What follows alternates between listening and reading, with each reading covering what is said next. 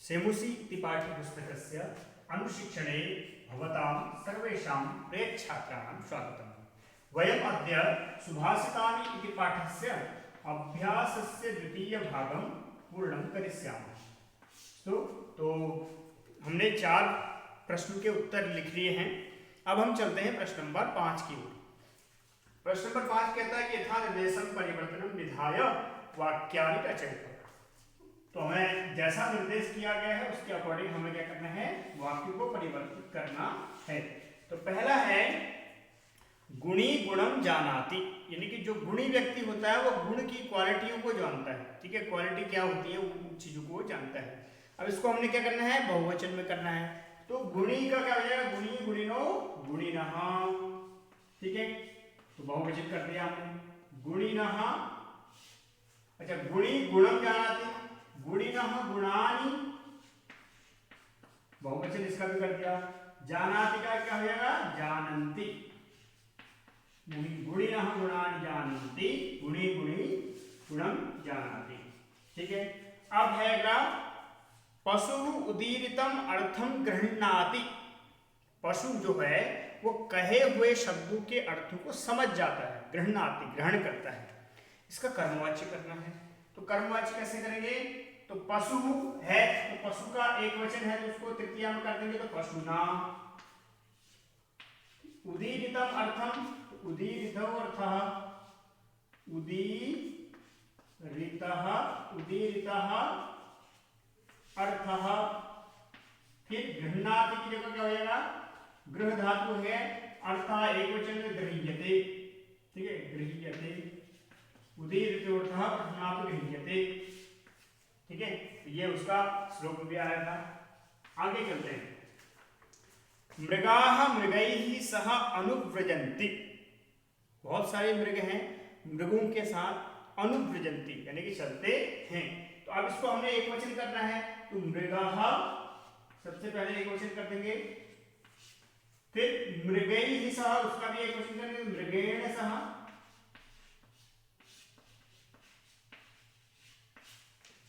अनुव्रजति, अनुव्रजन्ति का क्या हो जाएगा, अनुव्रजति।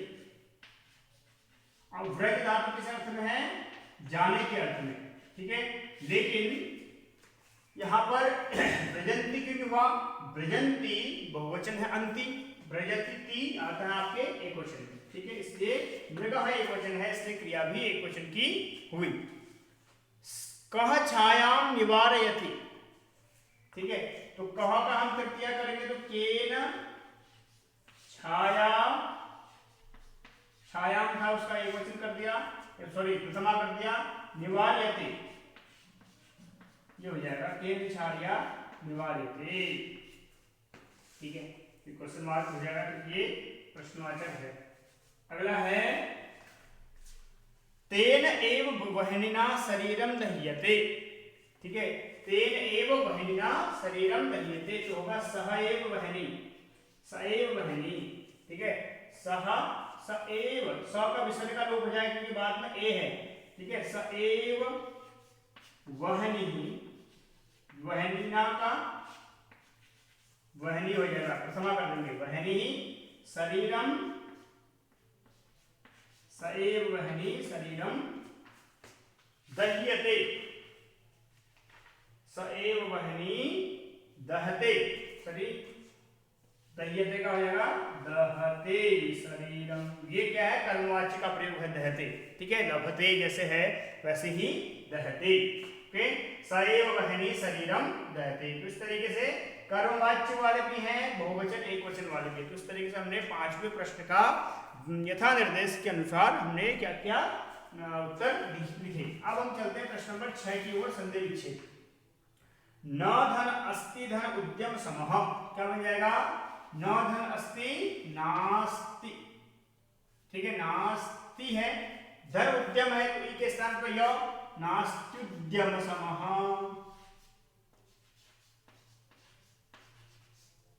नास्त्युद्यम समः बंधु। ठीक है, आगे है तस्यापगमे, तस्य धन अपगमे, तो बन जाएगा तस्यापगमे। अगला है अनुक्तम धन अपि धन ऊहति, यहाँ भी वही हाल है, अनुक्तम धन अपि अनुक्तम अनुक्त अनुक्तम म प्यु हति, अनुक्तम अपि धन ऊहति है ना, बिल्कुल सही। तो ऊ में बड़ी की मात्रा तो ऊ बड़ी की मात्रा हो जाएगी प्यू हति, इस तरीके से इसका विच्छेद हो जाएगा। ठीक है, अगला है गावश्च, तो यहाँ विसर्ग संधि गावः धन च, चौ के बाद विसर्ग के बाद यदि चौ वर्ग आता है तो उसको विसर्ग के स्थान पर तालव्य सौ हो जाता है, क्योंकि दोनों का उच्चारण स्थान एक ही है। तो न धन अस्ति नास्ति। ठीक है बेटा, अगले चलते हैं रक्तः धन च धन अस्त समय, तो रक्तस् च धन आ चास्त चास्तमय, इस तरीके से रक्तश्चास्तमये, रक्तः धन च धन अस्तमये। लास्ट है योजकस्तत्र, तो योजकः धन तत्र, योजकस्तत्र दुर्लभः।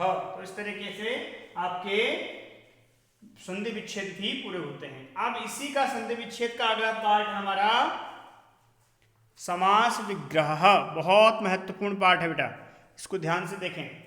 ठीक है, तो कौन कौन से शब्द आए हुए हैं उनको देखेंगे, तो किस तरीके से कौन सा समास हुआ। 6 का आ, तो पहला शब्द क्या है, उद्यम समः, तो उद्यम सम शब्द में तृतीया, तो तृतीया तत्पुरुष जाएगा उद्यमेन समः, उद्यमेन समः, उद्यम समः, यानी कि परिश्रम के समान। ठीक है, सम शब्द यहाँ पर किसे बलेन सहितम सबलम। ठीक है, उद्यम समः यहाँ पर तृतीया तत्पुरुष समास हुआ। ठीक है, अगला है शरीरे स्थितः, शरीर स्थितः, सप्तमी तत्पुरुष शरीर स्थितः। बेटा यही जो एग्जाम्पल हैं, यही एग्जाम्पल आपके बोर्ड में पूछे जाते हैं, इसलिए इनको ध्यान से देखें किस तरीके से इनका विग्रह हो रहा है। निर्बलः, तो बलस्य अभावः, निर उपसर्ग किस अर्थ में होता है, अभाव के अर्थ में, बलस्य अभावः निर्बलः।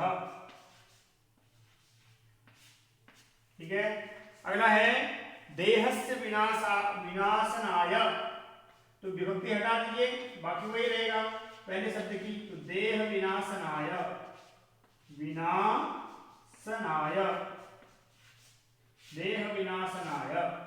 ठीक, अगला है महावृक्षः, महान वृक्षः, महान चाशो वृक्षः, इसको ऐसे भी कर सकते हैं कर्मधारय समास, महान चाशौ, च धन अशौ वृक्षः, इसका विग्रह हो जाएगा महावृक्षः। उसके बाद समानम शीलम व्यसनम येषाम तेषु समानशील व्यसनेषु। ठीक, समान, सबकी विभक्ति हटा दी हमने, समानशील व्यसनेषु।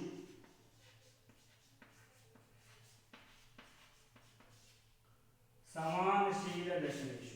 ठीक है, समानम शीलम, समान है शील जिनका, व्यसनम येषाम, व्यसन भी समान है जिनका, येषाम तेषु, तो समानशील व्यसनेषु। तेषाम होता तो समानशील व्यसनानाम हो जाता। ठीक है, लेकिन उसमें तेषु शब्द जुड़ा है, इसलिए यहाँ पर समानेषु कर दिया। अयोग्यः, इसमें नए तत्पुरुष है। ठीक है, तो न योग्य है कि अयोग्य, जैसे न ज्ञानम इति अज्ञानम, वैसे ही न योग्य है कि अयोग्य। ठीक है बेटा, तो इस तरीके से आपका प्रश्न नंबर 6 भी पूरा होता है। अब आते हैं प्रश्न नंबर 7 की ओर। क्या कहता है, विलोम पदों को चुन करके अपनी टिप्पणी पुस्तिका में लिखें। ठीक है, तो हमारा पास पहला जो शब्द है वो है प्रसीदति।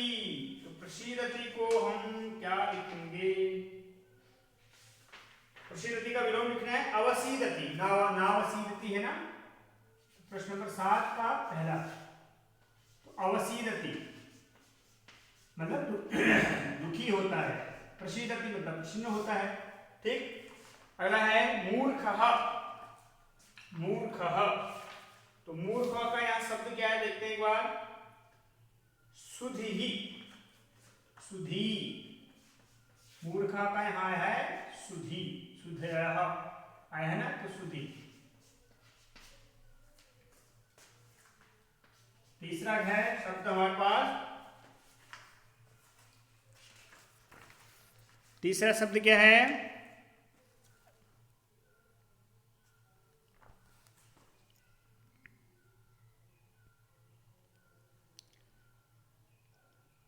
बलि। निर्बलम, निर्बलः। निर्बलः वहां भी आया समाज विग्रह में, ठीक। अगला चौथा है सुलभः, दुर्लभः।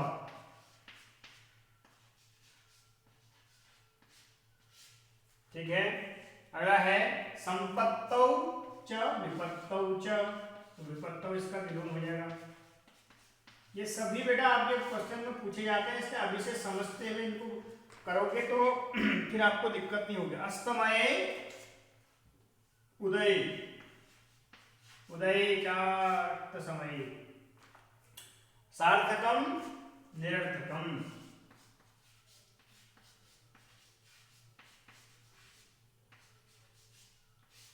ठीक, तो ये आपका हो जाएगा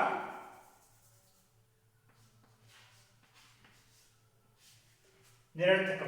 ठीक है बेटा, तो ये हो गया पहला वाला। अब है लास्ट संस्कृतेन वाक्य प्रयोगम कुरुत।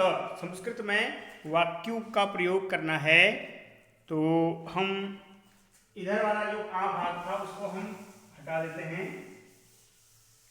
ठीक है, अब यहां पर हम क्या करेंगे, संस्कृत में वाक्य प्रयोग लिखेंगे किसके, सात्मक प्रश्न का आ भाग। ठीक है, तो पहला है वायसः मतलब कौवा, तो वायसस्य ध्वनि ही, तो लिखेंगे वायस जो होता है कर्कश ध्वनि निकालता है या कर्कश ध्वनि में बोलता है, तो क्या बोल रहे हैं, वायसः कौवा कर्कश कर्कश ध्वनिना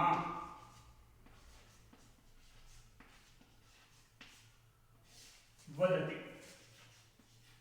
प्रथम वदति कर्कश ध्वनिना वदति, यानी कि कर्कश ध्वनि से बोलता है, मीठा नहीं बोलता। अगला है निमित्तम, पहला हो गया। दूसरा शब्द है हमारा निमित्तम, तो छात्राः लक्ष्य पूर्ति निमित्तम, लक्ष्य पूर्ति निमित्तम पठन्ति, लक्ष्य पूर्ति निमित्तम पठन्ति। ठीक है, अपने लक्ष्य की पूर्ति के लिए ही क्या करते हैं, छात्र पढ़ते हैं। अगला तीसरा शब्द है सूर्यः, सूर्यः प्रातः काले उदेति, तो प्रातः काले उदेति। ठीक है क्या, इस तरीके से आप लिख सकते हैं, यानी कि यही वाक्य बने ऐसा नहीं, आप अपने हिसाब से भी इनको वाक्य को बना सकते हैं, अभ्यास कर सकते हैं इनके आधार पर, शब्दों के आधार पर। ठीक है, चलते हैं अगले शब्द पर।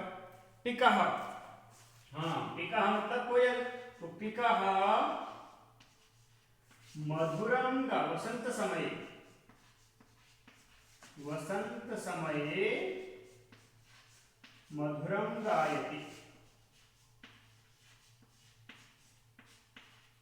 मधुरं गायति। ठीक है, मधुरं पिकः मधुरं गायति। अंतिम है वह्निः। ठीक है, वह्नि मतलब अग्नि, वह्निः क्रोध रूपी अग्नि,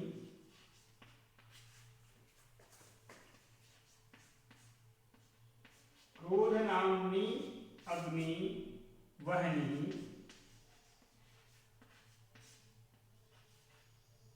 क्रोध नाम्ना वह्निः अंतस्थात् ज्वालयति। देखो बाहर की जो अग्नि होती है वो तो बाहर से जलाती है, लेकिन जो क्रोध रूपी अग्नि है वो क्या करती है, अंदर से हमें भस्म कर देती है। ठीक है, तो वह्निः निमित्तम कुत्रस्ति मधुरं गायति पिकः सूर्यः प्रातः काले उदेति सूर्यः निमित्तम और वायसः। इस तरीके से इन शब्दों के हमने क्या किए, वाक्य प्रयोग किए।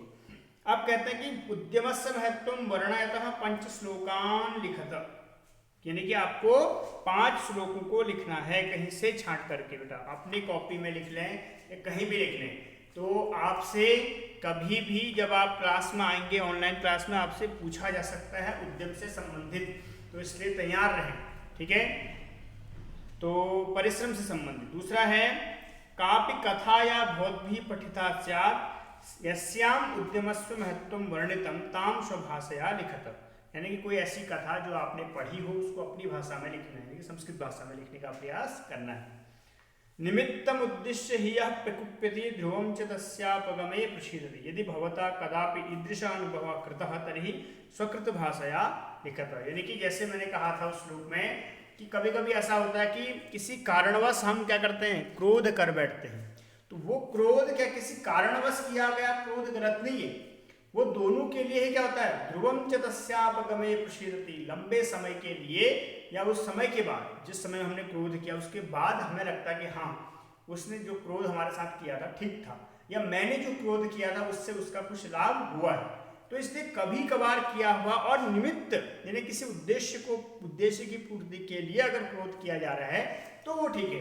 ठीक है, तो इस तरीके का कोई अनुभव आपके लाइफ से संबंधित कभी आपको हुआ हो तो वो अपनी भाषा में लिखना है। ठीक है, तो इस तरीके से आपका ये जो चैप्टर है यह बेटा पूरा होता है, लेकिन इसके साथ साथ में आपको दिखा रहे हैं, आपको हम तत्पुरुष समास से संबंधित कुछ शब्द यही इस बार पूछे थे कुछ शब्द। ठीक है, तो शरीरस्थः गृहस्थः, ठीक है, मनस्थः, सब में क्या है सप्तमी तत्पुरुष समास है, तो इनको कॉपी में लिख लेंगे तो ज़्यादा बेटर होगा आपका। फिर है अव्ययी भाव समास, फिर पर्यायवाची पद जो मुख्य दिए हैं। ठीक है, तो इन सबको आप देख लें बेटा। तो अब हम इस चैप्टर को यहीं समाप्त करते हैं, कल पुनः फिर एक नए चैप्टर के साथ आपके बीच उपस्थित होंगे। तब तक के लिए नमो नमः, नमस्कारः, भवतां दिनं शुभं भवतु।